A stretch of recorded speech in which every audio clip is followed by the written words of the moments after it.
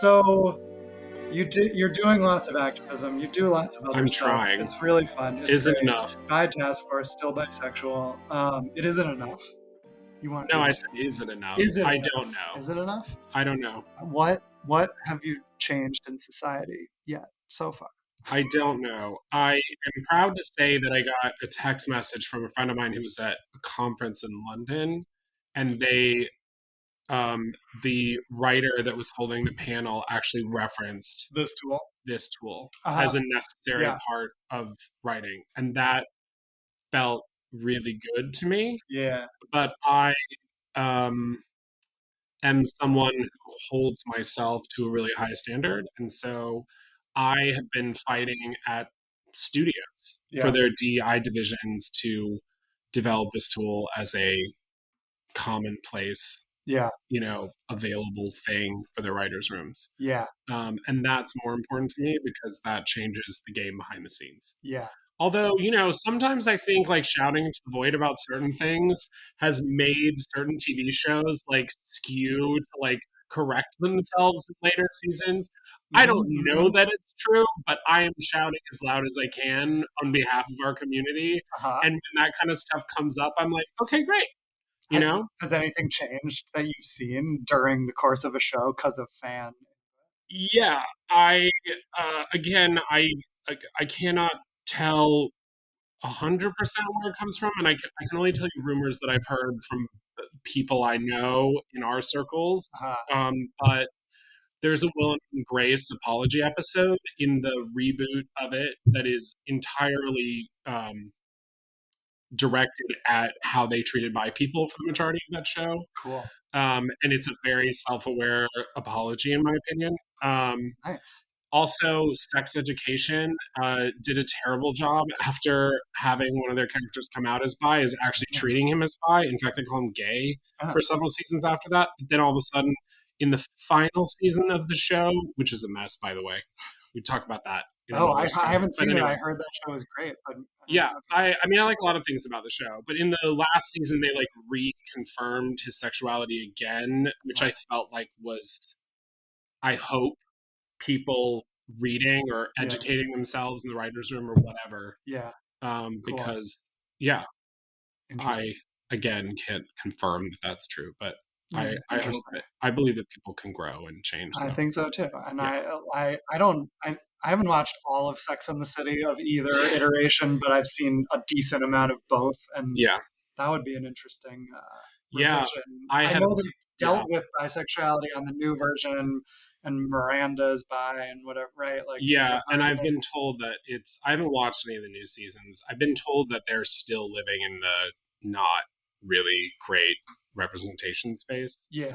I saw some of it and I was like, okay, it's cool she's bi, and they're kind of, what I saw made sense, but I didn't see all of it, and I didn't get much from, I don't know, there was probably stuff missing, and I didn't hear much from the other characters, and I didn't hear anything about male bisexuality, certainly. No. It was all just Miranda-centric. Yeah. Which is good. I'm glad they're doing that. It's great. But well, we'll get into some specific examples in a minute. Before we dive into this tool, which is amazing, it's very colorful. I printed a black and white version, and then you brought me a colorful version. And I will use it. And shout out to a very dear friend of mine, Haley Keim, who I think because of being friends with me and seeing what I was doing in the world, actually discovered and then fell in love with the woman. So now she realized that she's bi as well, which makes me really happy because she's living her best life. But she's a designer and she did all the graphic design for the thing. So. Oh, cool. Well, it looks very pretty, and it has the bi colors, which is appropriate. And that's our mission as bi advocates, right? Is to turn more people bi. Right, exactly. That's if we can get better representation, great. But if we start at the source of just make more people bi, then it'll all trickle up, right? The amount of my friends who realized that they were bi, and I keep thinking, am I turning them bi? You start to have that conversation with yourself. Yeah. It's not actually true, but in your head, you're like, maybe I'm just happy to be the person that gave them the space to realize who they really are. Or to be open to falling in love with somebody that they had never thought they would. Indeed, giving them the space, giving them the emotional space to explore that. We're also giving them a hand if they need to try something out. Yeah, exactly. Like I'm here to help. Yeah. Any curious quote straight guys out there, hit me up. Rob, you hear that, everyone? Rob is let me help you explore your sexuality for the first time if you're straight. Call me up. All bi-curious welcome. Please come. This is part of my mission. Please come, literally. Yeah, there you go. Come, please come. Please come with me. Rob's here for you. Okay. So before we actually dive into the tool, yes.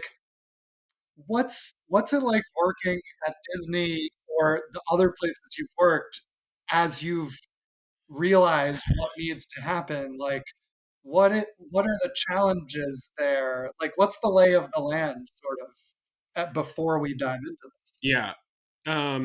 It's a big question. It's a big question. Yeah. It's complicated, it's an interesting parallel to say that I was like starting to do more and more advocacy work. And then like you have this persona that people make up about you at work.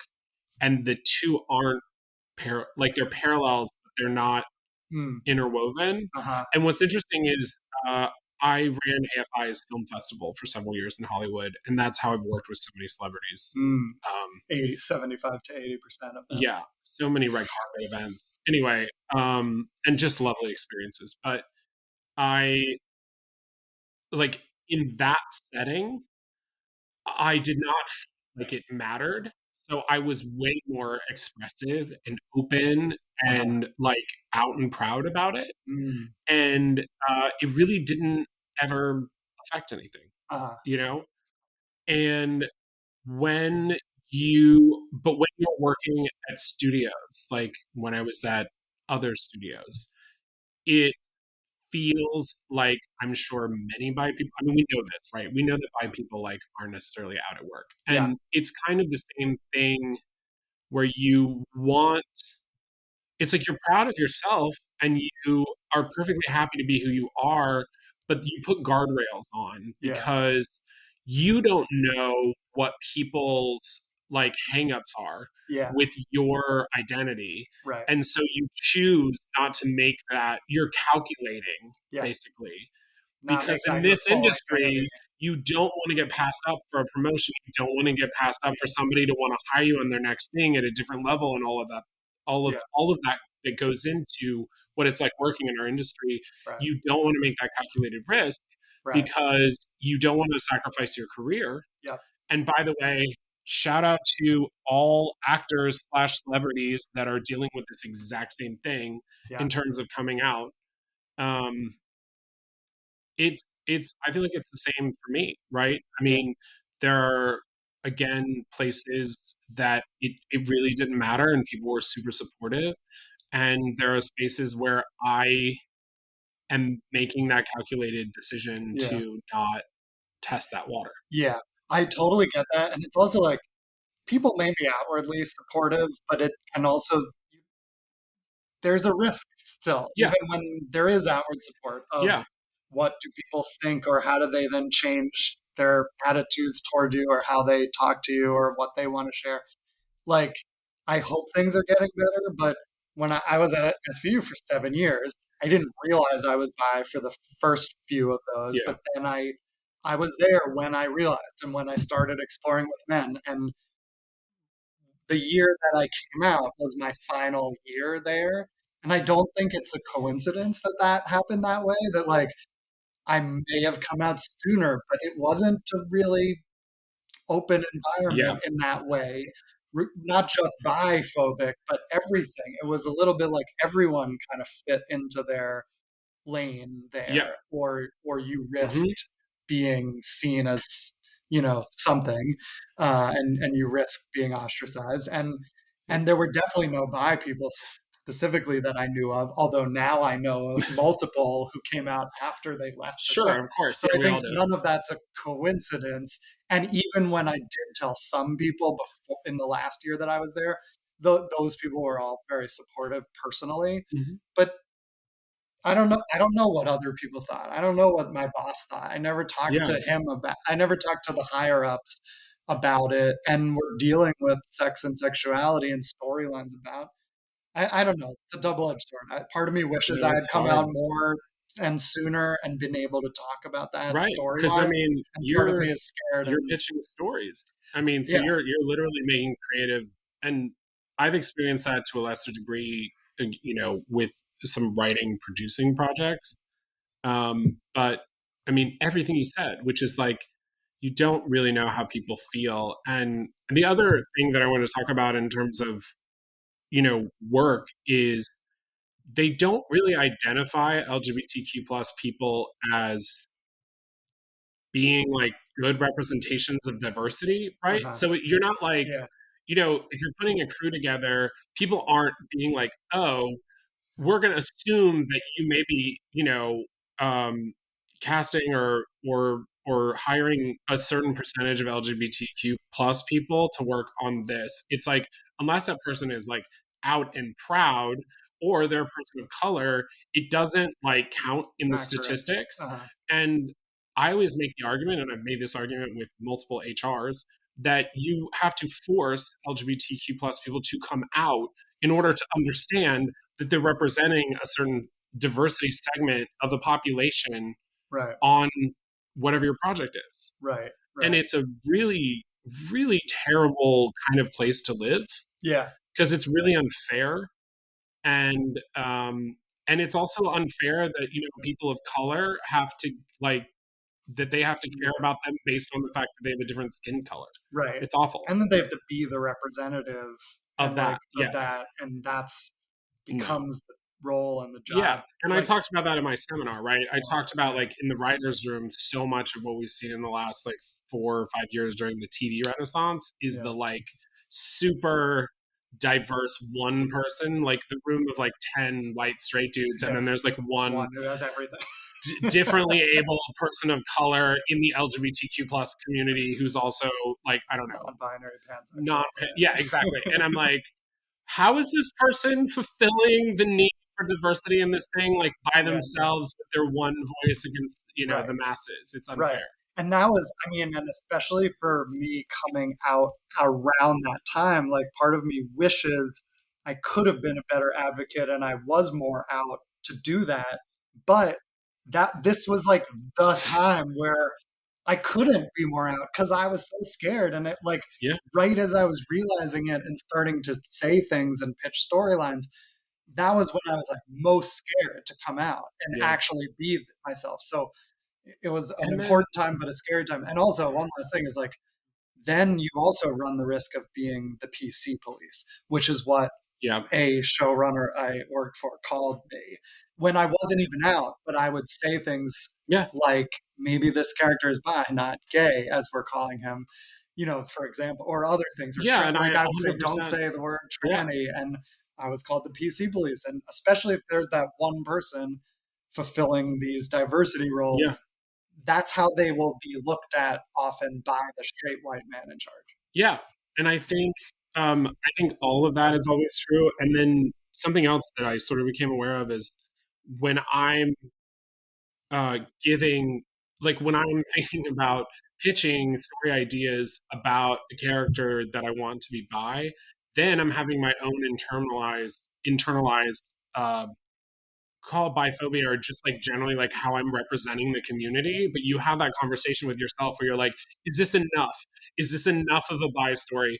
Is this going to represent our community well enough? Yeah, Like yeah, that kind of a thing. So then, and I'm sure people in the other diversity, you know, places are having the exact same thing where it's like, how does this person represent the entire community? Is it even right, fair that, you write one character because there's one person in the room that's fighting for that character, right.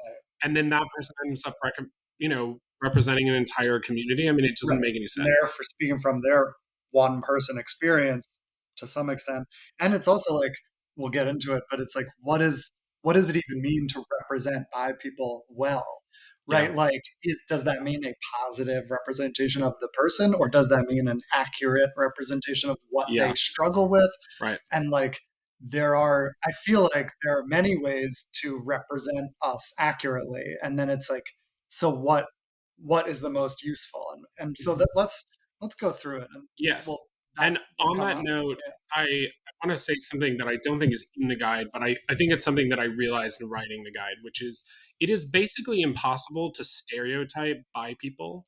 Like, we have been negative stereotypes as portrayed in the media up to date, right? But I think it's impossible for us to look a certain way and act a certain way such that, as a comparison, the like gay best friend, which is such a stereotype that we've seen countless amount of times now in film and television, right? But like a straight person looks at that and understands that that's what a gay person is, right? It's not what all gay people are like, but they can associate that with a gay person. And I realized you can't do that to a bi person because we're not wired that way. We're wired to be expansive and more and both and all of those things. And so you can't just say this is what a bi person looks like. Right? Well, you go to an AMBI event, you see this incredible diversity. I mean, then when I went to Bi Request in New York, that was a big takeaway at first, was like, oh my God, every age group is represented here. Every race is represented. Every ability and disability. Like all the gender spectrum and everything. Exactly. Like, I couldn't believe how diverse the room was. It was one of the most diverse rooms I had been in my life. Yeah, and that's every bi space I've ever been in. And then you go to like the Abbey, the gay place in WeHo, and that's still to this day. It's very specific. You see a lot of the same thing that I enjoy seeing. Sure, I'm not saying I don't enjoy. There's nothing wrong with it, Rob. Nothing wrong with it. Live your truth. To each their own. But it is more, and it's more monolithic. It's not a monolith, but it's more. Yeah, there's less diversity. Totally.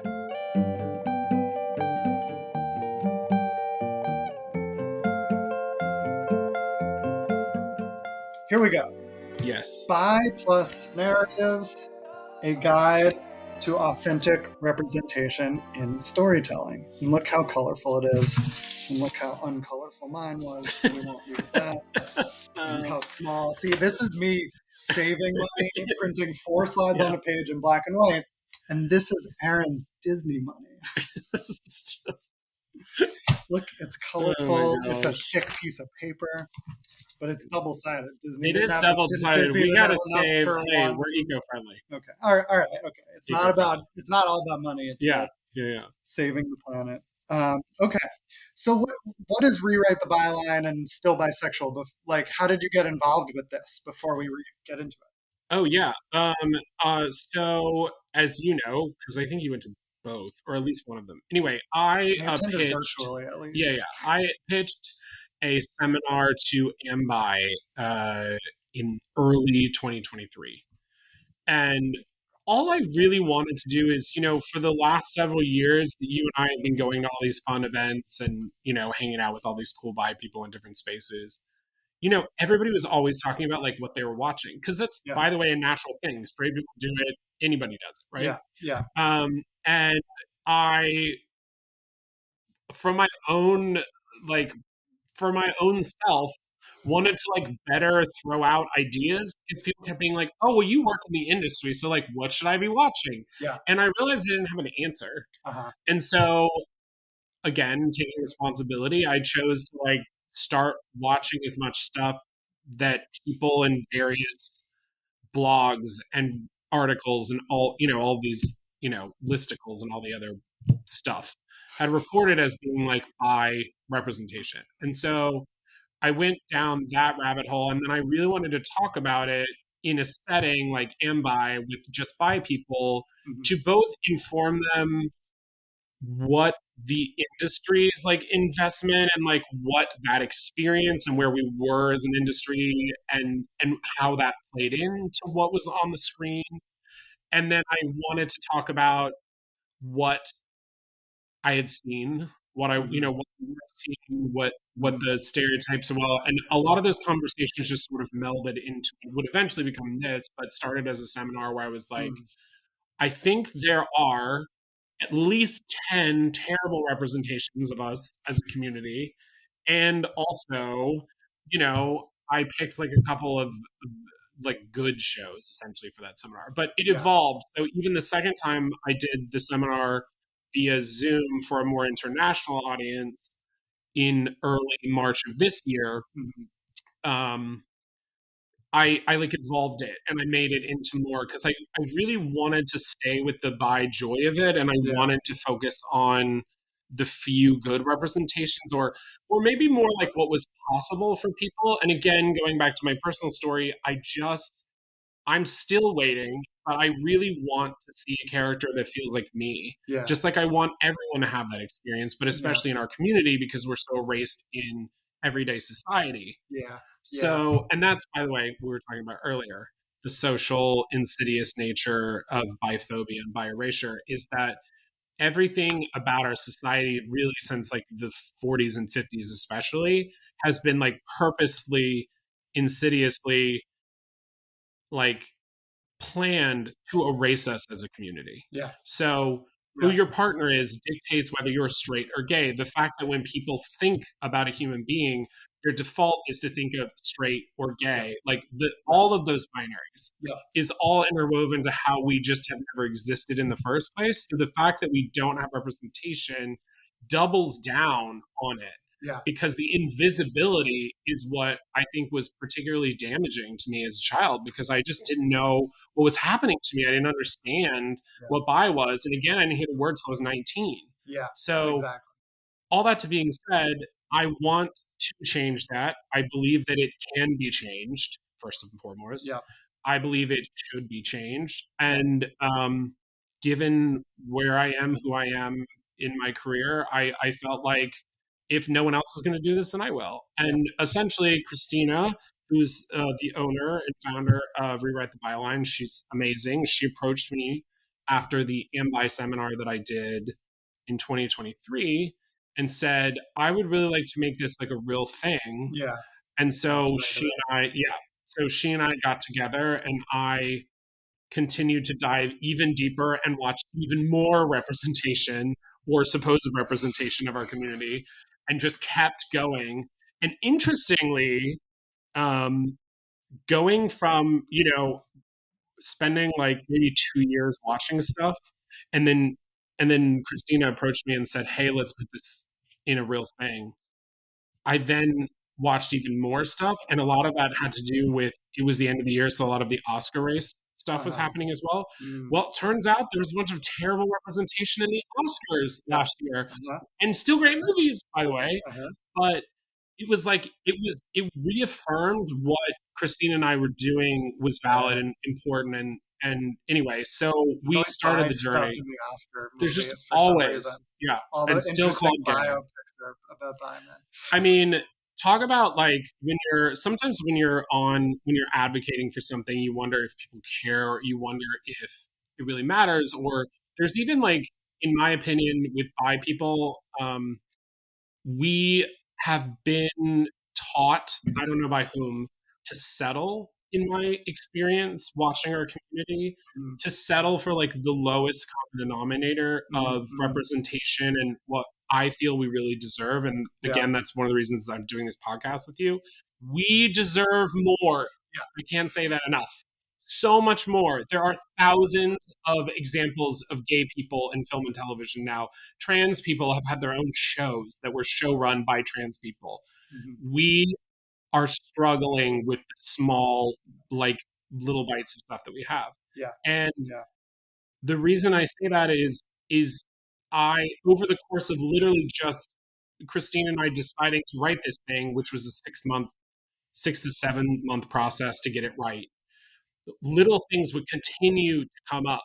Like, just as an example, in February, there was an article posted on Variety that was like top whatever, like 50 romance films of all time or something. And Call Me By Your Name was on that. And it was referred to as a gay love story. If you've seen the movie, they're clearly not gay. Very bisexual movie. Very bisexual movie. Yes, thank you. Which is why it exists in one of the categories here. But it was like reaffirming that like Variety was still having the conversation that that's still a gay film, which is not. And so it just reaffirmed that what we're doing was important and right. And so that's the stuff that fuels me. I totally agree. Like, as much as there is some progress that's visible lately, like when you look at the statistics that we'll get into, it's still very small. And that was me growing up, was like I saw a ton of gay representation and it didn't feel like me. Like Yeah. I got it, I accepted it, I Yeah. enjoyed it. I have always been like an ally, but I was like, oh well, that's not me. Yeah. So therefore I'm straight because I'm not gay. And I didn't see any bi representation, never heard the word on TV or in a movie. Maybe here and there, but not the word. I No. never saw a real sexual fluidity that was like embraced or celebrated. Yeah. And that's part of it. And I remember like why I didn't come out. And I remember hearing Stephanie Beatrice on Brooklyn Nine-Nine say the word. And Multiple times. that wasn't the first bi person I had seen, but that was maybe the first time on like a network comedy that I Yeah. heard the word. And I Yeah. cried hearing Yeah. that. And there are other examples of like the first time a character was bi that just really resonated with me in a deep way. Like even Game of Thrones, which is like kind of dumb, but also felt really meaningful to me at that moment when that came out. Yeah. Yeah. No, and I remember seeing Stephanie on a panel talking about how the writers actually brought her in the room to write the coming out scene. And when she got the script, she was so touched that she started to cry when she first read it because they said the word bi like 4 or 5 times in like a page and a half scene. Yeah. And that was so meaningful to her. Yeah. And then it was meaningful to you. And that's the kind of stuff that we're talking about, right? Is like bringing us into the conversation. Yeah. If you make it authentic from the beginning, from inception of the story, then it will work better than when you just use it as a plot device and the people writing it are not bi. Yeah. We'll get into that. Okay. We will.